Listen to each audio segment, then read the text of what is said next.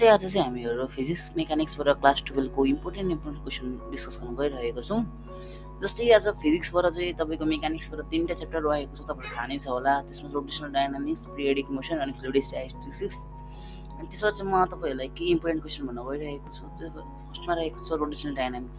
Rotational डायनामिक्सबाट तपाईँको valid एन्सरबाट लागि 100% भन्दा पनि हुन्छ। यो चाहिँ प्र्याक्टिस गरेर जानु। यो मैले दिएको चाहिँ हेरेर जानु, मैले दिएको भन्दा बाहिर पनि हेरेर जानु राम्रो। त्यसपछि सेकेन्डमा रहेको छ state principal of conservation of angular momentum. यो चाहिँ मोस्ट अफ द टाइम सोधेको छ। अनि डिफाइन मोमेन्ट अफ इनर्सिया भनेको डेफिनेसन हो, 1 मार्क्सवाला फिक्स्ड आउँछ। अनि तपाईँको यो रिलेसन भनेको चाहिँ लेखेर राख्नु इम्पोर्टेन्टै हो क्या, भेरी भेरी इम्पोर्टेन्ट। सबै पास्ट क्वेसन सोधेको छ। जस्तै टर्क र मोमेन्ट अफ इनर्सियाको उतो हो कि, टर्क र मोमेन्ट अफ इनर्सियावालाको हो कि, एङ्गुलर मोमेन्टम, जस यति 4टा छ नि, हो 4टाको मिक्स गरिदिन्छ क्या।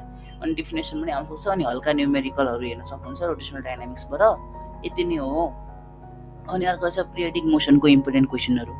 पिरियडिक मोसनबाट इम्पोर्टेन्ट टपिकहरू हाम्रो क्वेसनहरू यस प्रकारको छ। Define SHM. एसएचएम भनेको चाहिँ कतिले बुकै नहेर्ने पनि हुन्छ। एसएचएम भनेको चाहिँ सिम्पल हार्मोनिक मोसन। त्यो बुकै नहेर्ने मान्छेले चाहिँ म एउटा कुरा भन्न मन लाग्यो, त्यो वर्षभरि नपढेको मान्छेलाई एक दिन पढेर केही आउँदैन। त्यो वर्षभरि पढेको मान्छेलाई एक दिन नपढेर केही जाँदैन क्या। त्यही भएर वर्षभरि पढाएको छैन भने यसो इम्पोर्टेन्ट क्वेसन हेऱ्यो 1-2 जस्तै यङ डबल स्लिट एक्सपेरिमेन्ट अनि मिलिक्यान्स वर्ल्ड अफ एक्सपेरिमेन्टहरू अनि डप्लर इफेक्टको न्युमेरिकलहरू इम्पोर्टेन्ट हेऱ्यो। अनि अरू जय श्रीराम भनेर ढङ्ग लुज भयो भने साह्रो, नभए आफै गरौँ त्यही हो नि। अनि त्यसपछि अर्को रहेको छ angular SHM and spread expression of the time. जस्तै यो इम्पोर्टेन्ट रेडमा लेखेको छ नि, मैले भिभिआई लेखेको। यो भिभिआई लेखेको चाहिँ मोस्ट इम्पोर्टेन्ट छ है। यो भिभिआई लेखेको मोस्ट इम्पोर्टेन्ट छ। यो भिभिआई लेखेको तपाईँको एक्सप्रेस भनेको न्युमेरिकल प्रब्लम भन्दा त्यस्तै हो। एटिमेरेटिभ भनेको चाहिँ यति तपाईँ यदि बिगिनर वर्षभरि पढ्नु भएको छैन, अहिले नै पढ्न आँट्नु छ भने न्युमेरिकल चाहिँ गाह्रो न्युमेरिकल ध्यान नदिँदा पनि हुन्छ। मेन टपिकहरू मोस्ट रिपिटेड क्वेसनहरू पढेर जानु। जस्तो यो टाइम डेरिभेसन गर्ने भनेको त सिम्पल छ नि त, यो पढ्नु। अनि ल्याप्लेस करेक्सन पढ्नु, यङ डबल स्लिट एक्सपेरिमेन्ट पढ्नु, मिलिक्यान्स वर्ल्ड अफ जे थोम्सनहरू, जस्तो डेरिभेसनहरू मजाले पढ्नु या अन्त हल्का कन्सेप्ट लिनु। न्युमेरिकल तपाईँले एउटा गर्नुहुन्छ, अर्को न्युमेरिकल आउँदैन, अर्को गर्नुहुन्छ, अर्को न्युमेरिकल आउँदैन। जस्तै फिक्सको क्वेसन तपाईँलाई जुन छ त्यो ट्राई गरेर जानु होला। तपाईँले केही वर्षैभरि केही पढ्नु भएको छैन भने पनि भनेको पढ्नु भएको छ भने योभन्दा बाहिर पढ्दा पनि राम्रो। एन्ड नेक्स्ट भनेको छ फ्लुइड स्ट्याटिस्टिक्स, तर मैले राखेको छुइनँ।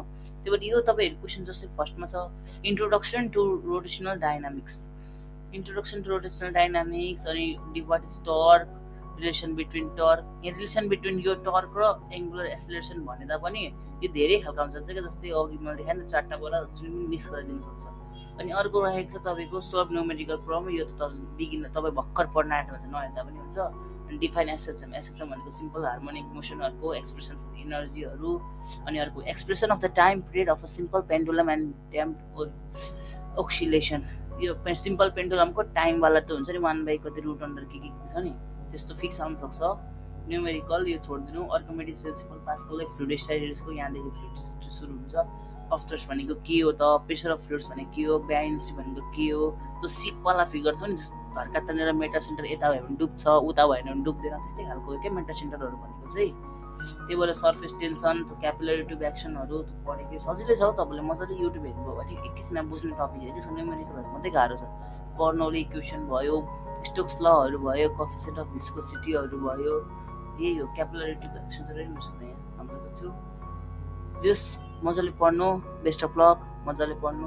त्यो सबै आफै गर्छु भन्ने नै, ती हेर्न पाइन्छ भने हेर्ने पनि हो, आएको गर्ने। Best of luck for your exam. Thank you. अब अरू पनि आउने छ मोडर्न फिजिक्सको पनि मैले इम्पोर्टेन्ट क्वेसन छानेर बनाएको थिएँ सेयरदेखि र वेबसाइटहरूदेखि।